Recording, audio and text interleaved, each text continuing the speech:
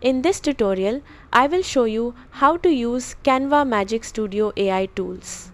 First, open Canva and go to your design or create a new one. Add or select any image on your canvas. Click on the image to select it. Now click on Edit Photo in the top toolbar. This will open the Magic Studio tools. You will see different AI options available.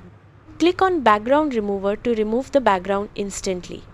You can use Background Generator to create a completely new background using AI.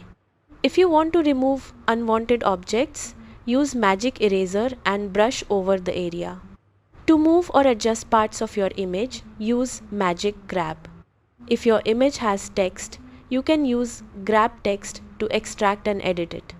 You can also use Magic Expand to extend your image beyond its original edges.